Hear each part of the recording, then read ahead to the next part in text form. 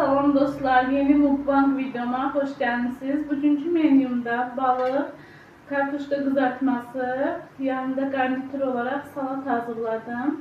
Belə bir xiyar, pomidor, biber ve petruşka vurdum, zəfər vurdum. Ve yanında sumaqlı soğan salatı hazırladım. Lavaş ve su. Başlayaq. Necəsiz? İnşallah ki, hər şey yolundadır, yaxşısınız. Bismillah.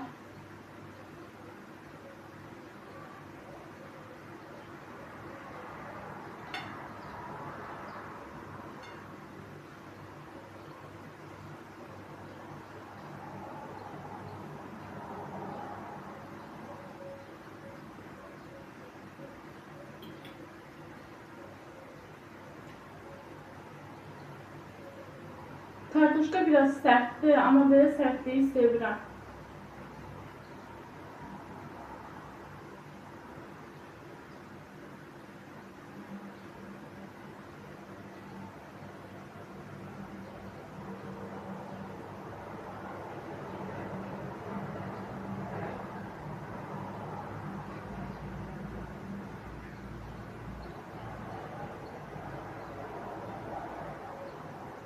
Balıq çox dadlı olur.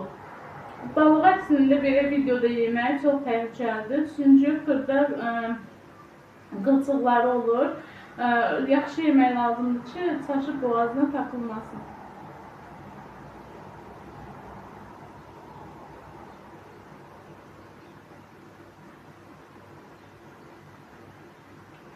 Soğan salatı mükəmməldir.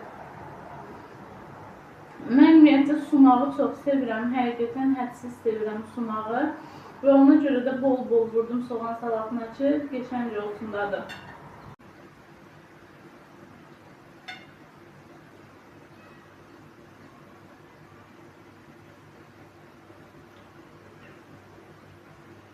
Əslində balığı əllə yemək daha rahatdır. Sadəcə mən videoda olduğum üçün əllə yemək istəmədim.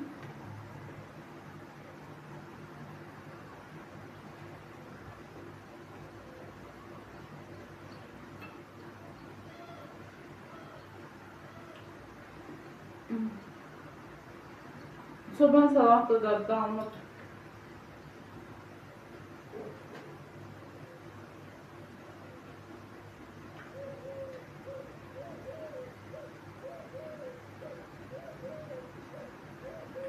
Biz əslində dəniz kənarında yaşayırıq. Buna görə də balıq qiymətləri normaldan biraz daha münasib olmalıdır. Amma bizə elə deyil, normaldan daha yüksəkdir qiymətlər. 4 ədəd balığa 50 manat ödədik.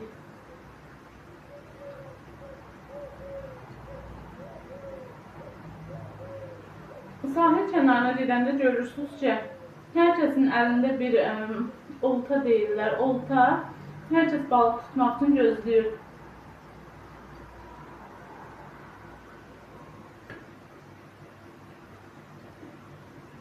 Amma hələ heç kəsin tutduğunu görməmişəm. Çox az bir-iki nəfər.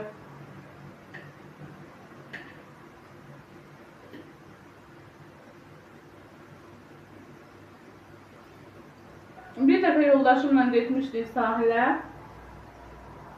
və təsadüfən bir balıq sürüsü gördük. Amma əməlli başlı çox idi. Hardasa bəlkə 30 dənə falan birdən-birə gəlirdilər. Biz də təzə-təzə köçmüşdük bura, Çanakkale'yə. Düşündük ki, belə balıq varsa, yəqin ki, hər dəfə olur, hər dəfə tutmaq olur və olta atanlar da daima dəniz kənarında olur.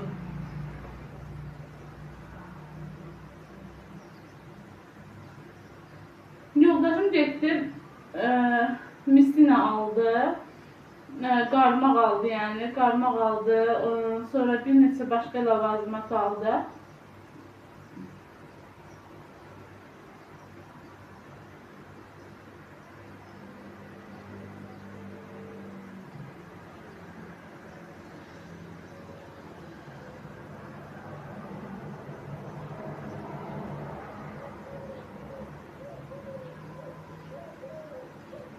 Amma gəldik, bir neçə dəfə sınadıq, yoxladıq, alınmadı. Balıq tuta bilmədik heç cürə.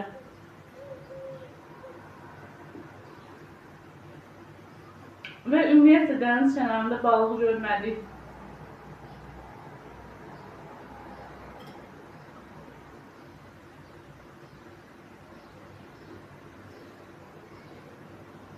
O balıqlar verirsən bir gün olaraq qonaq gəlmişdilər.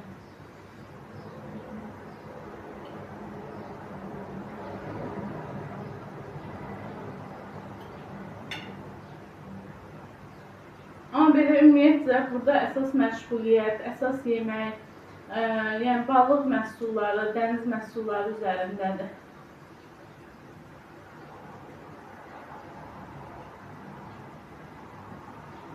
Məsələn, hər şəhərin özünə uyğun yeməkləri olar. Amma mən Çanakkale'də hələ xüsusi bir yemək görməmişəm ki, özlərinə məxsusdur. Ola bilsin ki, var, amma mən görməmişəm hələ. Daha çox dəniz məhsullarıdır.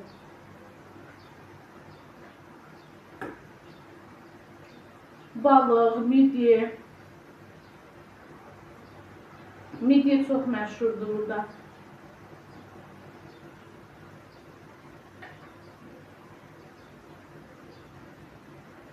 Bilmirəm, aramızda midye sınayan var, yeyən var. Dadı ləzzəti necədir? Amma açığı heç vaxt yemərəm yəqin ki.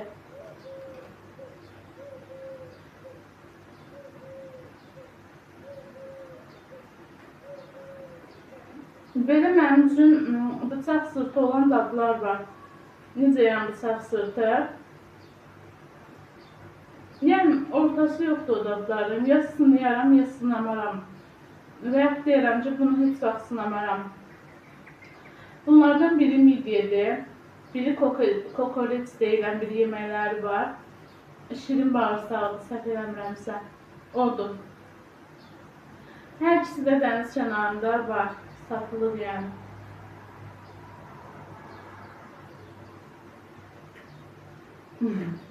İnansız oradan keçəndə gözümü yumub gedirəm.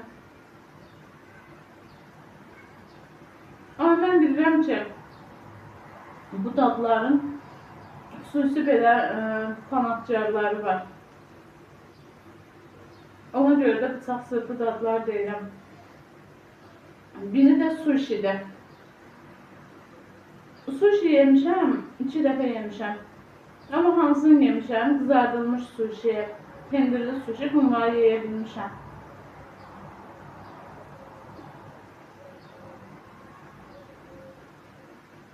Amma digərlərini yeyə bilməmişəm.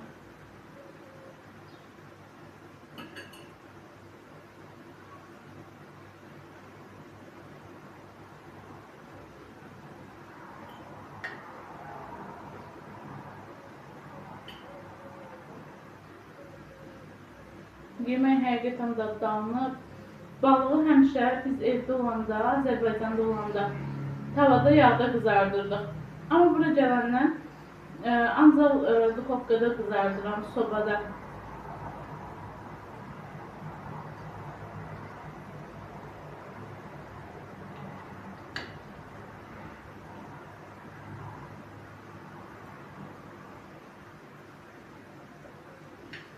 Çox asandır duxovkada.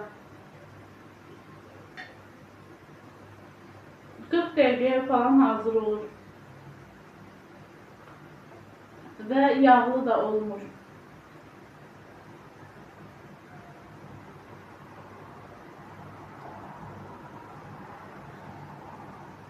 Çox yüngül yağ gəzdirirəm üstünə. Təbii ki, duxovkanın sinisində yağlayıram.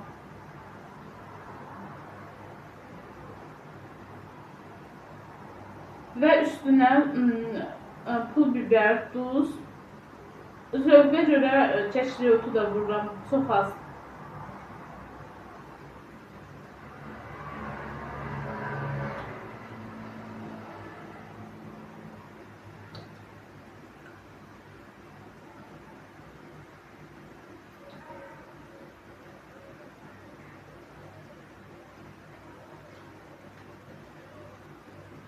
Soğan salatı möhtəşəmdir həqiqətən.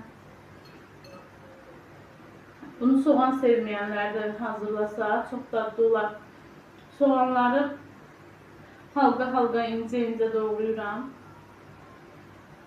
Onları ayırıram bir-birindən. Və bol sumaq vururam.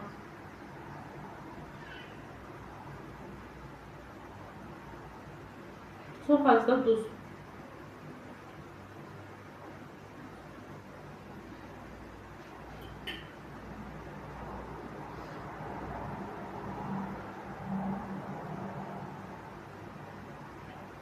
Bugün sizinlə toy mərasimindən danışmaq istəyirəm. İstəyirəm hər dəfə maraqlı bir mövzu seçim. Sizin üçün də maraqlı olsun, izləmək xoş olsun.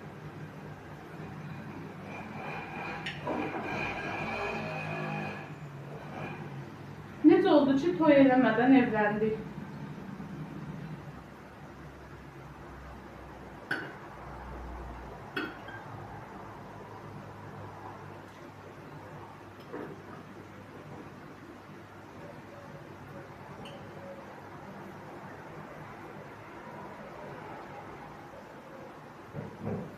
Biz deməli yoldaşımla tanış olmuşduq may ayının 25-i. Və sadəcə 3 gün sonra mən yoldaşımdan evlilik təklifi aldım.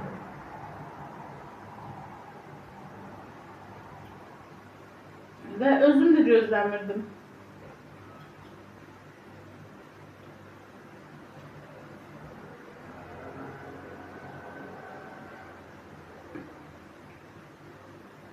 Düzdür, evlənmək fikrim var idi. Yaxşı bir insan qarşıma çıxarsa, düzgün bir ailə qurmaq fikrim var idi.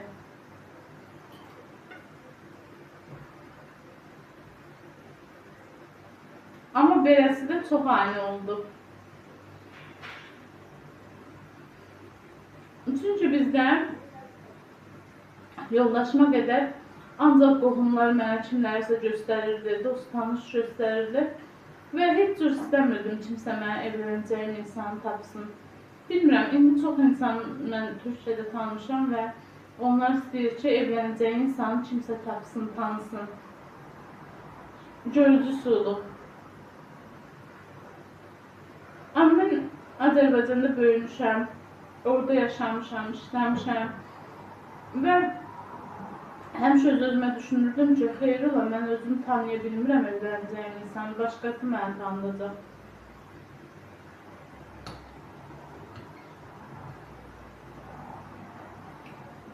Və həmişə də sevgi axtarmışam.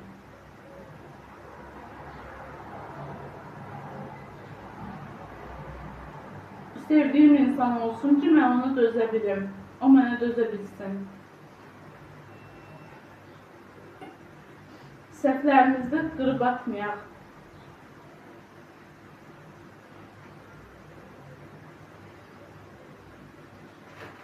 Neysə, biz yoldaşımla tanış olduq və 3 gün sonra o mənə evlilik təklif elədi. Evinin şəklini atdı. Onda Azərbaycanda işləyirdi.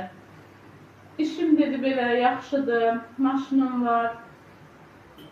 Özümə görə imkanım pis deyil. Ailəyə baxa biləcək durumdayam.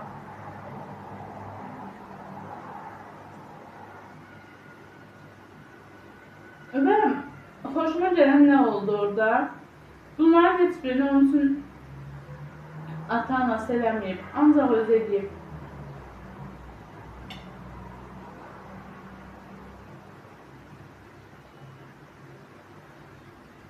Və eyni zamanda ata-anasına, ailəsinə kömək edə bu işləri edib özü üçün.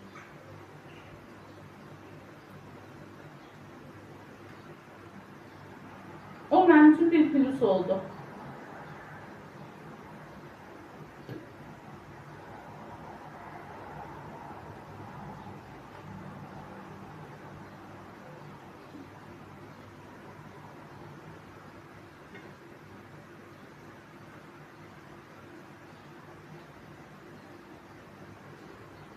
Bu balığın adı çuprat deyəsən, çox dadlı balıq olur, sümüyü az olur, iri sümükləri olur, amma dadı həqiqətən möhtəşəm olur, sırf kəbablıq falandır.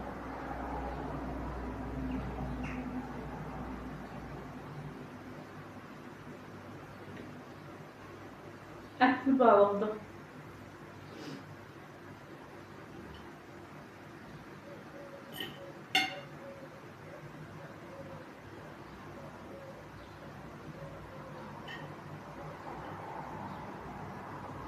Neyse, yoldaşım danışdı belə.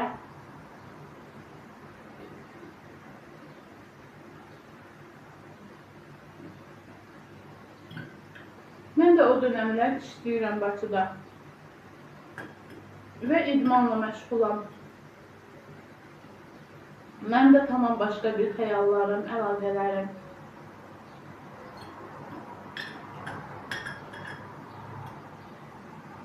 Həyatımı sırf idman yönündə qurmağa niyyətliyəm.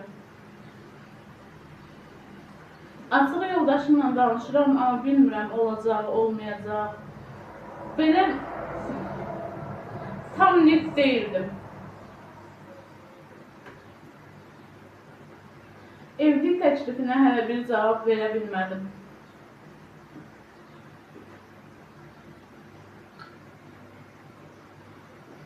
O da məni sıxmadı.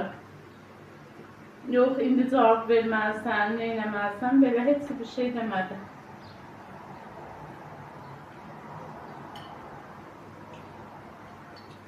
Sıxsaydı, bəlkə mən əlaqəni kəsərdim. Neyse, belə danışdıq, elədik. O dönemdə o Kəlbəcərdə işləyir. Və yeni gəldilər, oturma izinləri hələ çıxmayıb Azərbaycanda.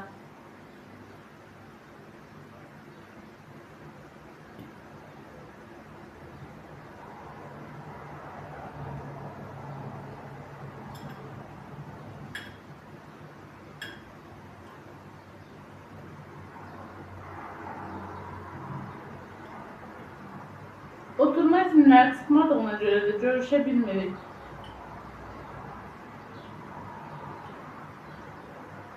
Görüşməyimiz də başqa istoriyadır. Onu başqa bir videoda danışaram. Neyse, danışdıq, elədik. Bu arada yoldaşım mənə deyirsən, mən səni bir ildə gözləyərəm, mənim üçün problem deyil. Başa düşürəm, sənin başqa xəyalların var, həyatın var. Bu şeyləri mənə deyir. Mən də deyirəm ki, nə gözəl. Bu oğlan məni sıxmır.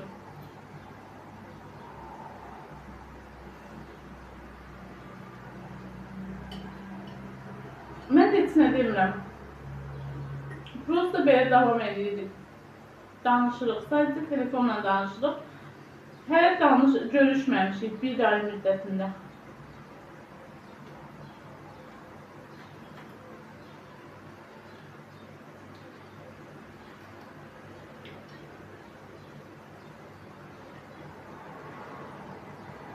Artıq bir aydan sonra biz görüşəndən sonra mənim fikrim netləşdi ki, hə, olar bununla.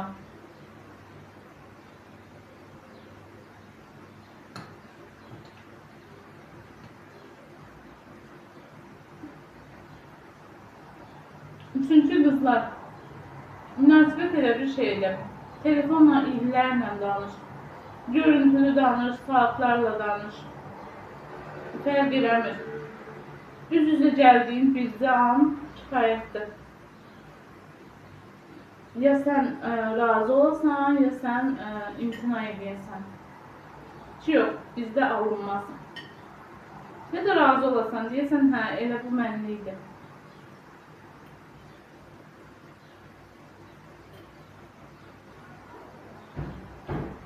Görüşəndən sonra gördüm ki, sözümüz tutur, davranışları normaldır, yersiz hərəkətləri, yersiz danışığı yoxdur.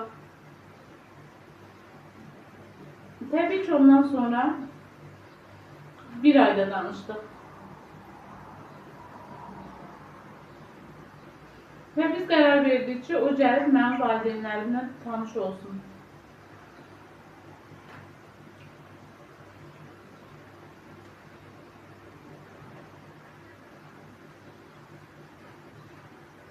Bu ərəfədə mənim atam xəstələndi və rəhmətə getdi. Deyir söz vaxtını çəkər. Keçən bu aylar idi. Bir il əvvəl.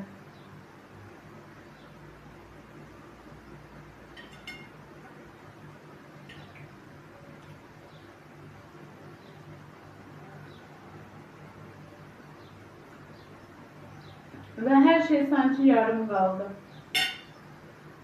Başımız ona qarışdı. Belə.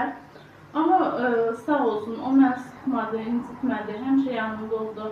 Hətta dəfələrlə təklif elədi, mən də gəlim, yas üçün kömək edeyim. Dedim ki, yox. Da bizdə o qədər sərbəstçilik yoxdur axı. Mən nə deyim, gətirim səni.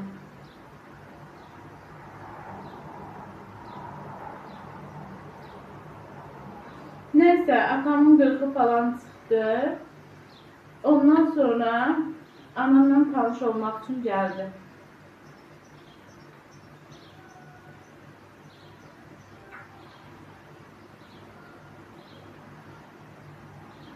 Bu ərəfədə də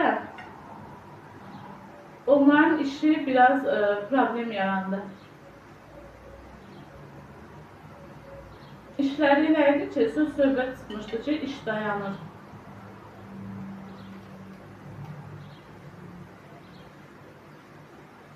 Və təzədən Türkiyəyə getməlidirlər, qayıtmalıdırlar artıq Türkiyəyə.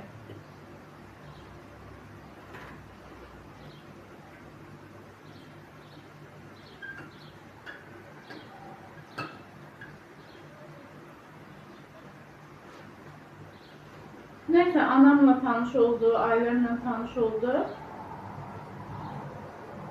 Onlar da bəyəndi. Yəni, təbii olarak normal bir insandı, bəyəndi.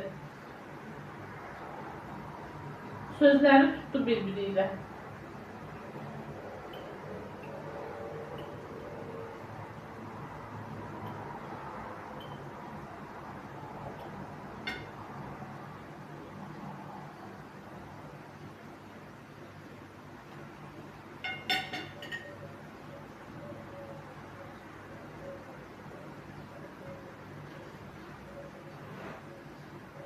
Sözləri tutduqdan sonra bəs yoldaşım anama belə bir təklif elədi ki, mən istəyirəm ki, toyumuz tez alınsın.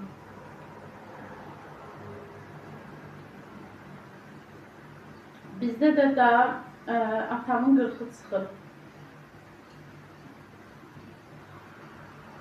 Dedi ki, ili çıxsın, bir il gözləyək. Toy falan eləyək. Təbii ki, toy eləmək olmur normal olaraq.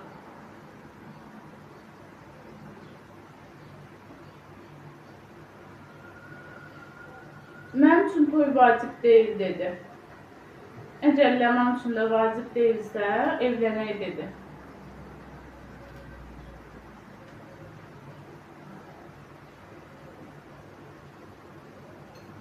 Mən də razı oldum. Zaten mən də belə çox toy maraqlısı deyiləm.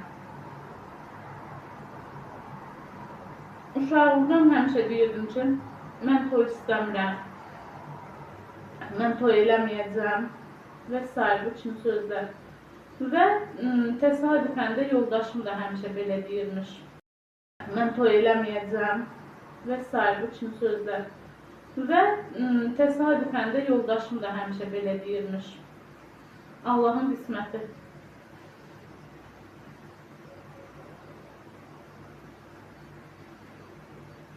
Qohum əqraba, qonşulardan ibarət 70 nəfərlik bir kampanya elədik.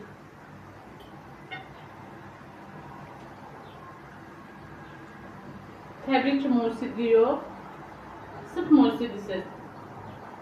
Sadəcə bir banket. Amma mən gəlinlik geyindim, yoldaşım bəy kostyum falan belə geyindi, bəy geyimi, takım elbisə. Hər şey toya uyğun.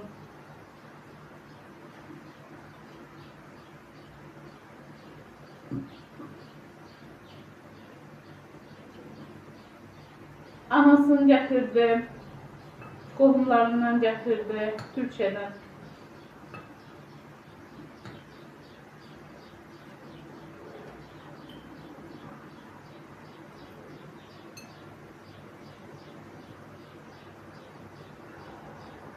Sırf musiqisiz, amma belə yemək, içmək oldu. Bir toy elədik. 4-5 saatlıq, çox böyük olmadı.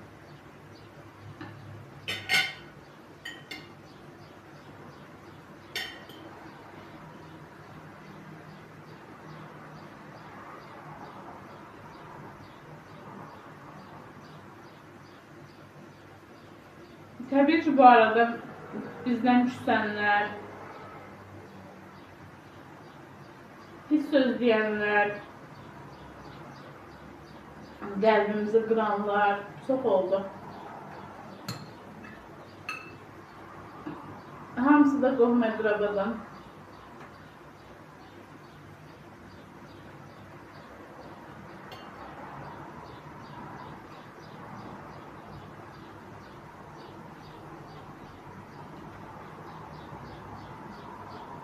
Deməli, bizim toyumuz oldu. Atamın rəhmətə getdiyi vaxtdan 4 ay sonra.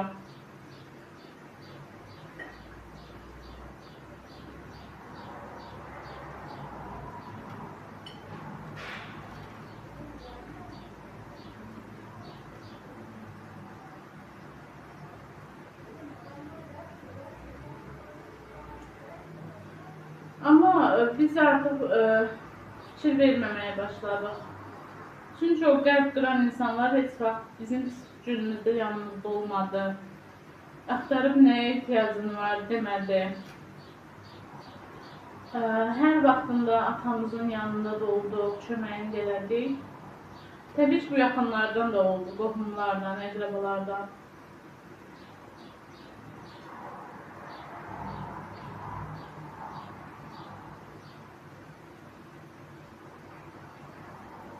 Ama hayattı da neynemiyorlar.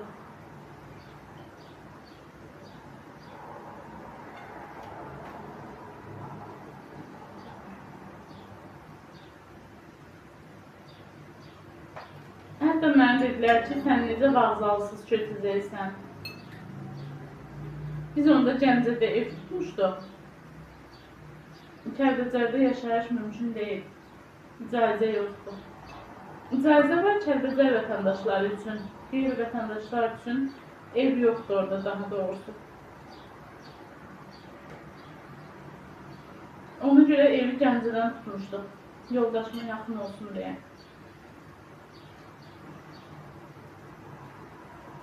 Öz qohumlarımdan mənə dedilər, sən necə vağzalsız köçəcəksən, bu nə deməkdir, ayıbdır.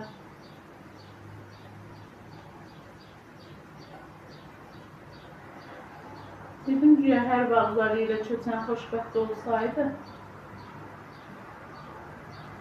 nə vardı ki?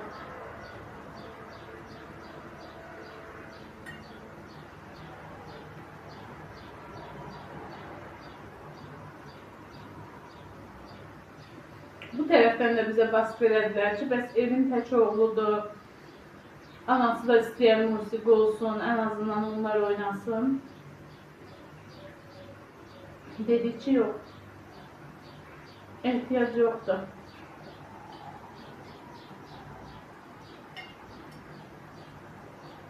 Bunu bizə ana tərəfi deyildi.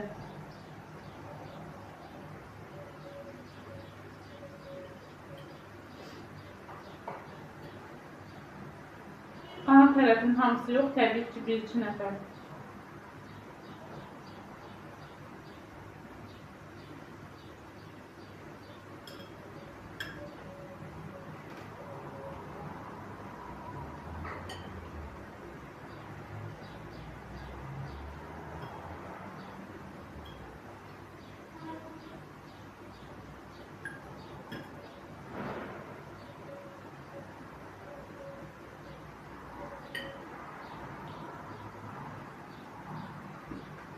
Neyse, bu söz söhbətlərdən sonra axır ki, toyumuzu elədik, bitdi.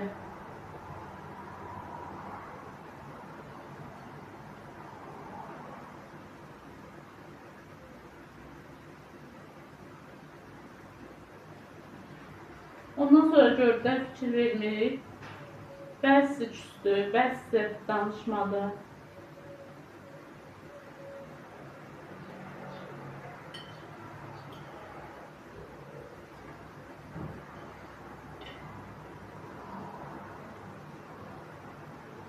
Dedi niye özünüz bilərsiniz.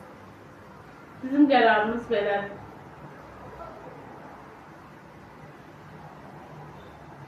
Onu deyim ki, problem tək mən tərəfdə çıxmadı. Yoldaşım tərəfdən də problem çıxdı. Bizlə danışmayanlar oldu. Dava edənlər oldu.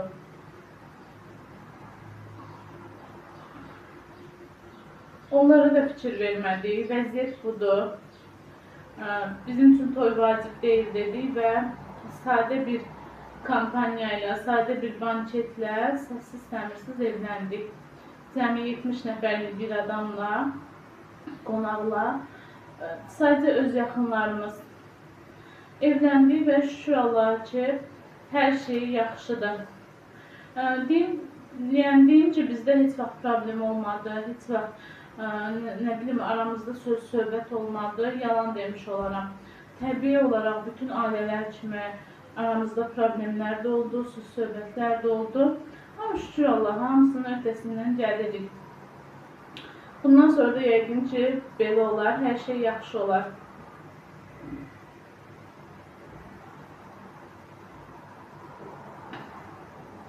Dinlədiyiniz üçün təşəkkür edirəm. Videoma baxdığınız üçün təşəkkür edirəm. Sonunda like eləməyi, rey yazmağı unutmayın. Yeni vlogda görüşənə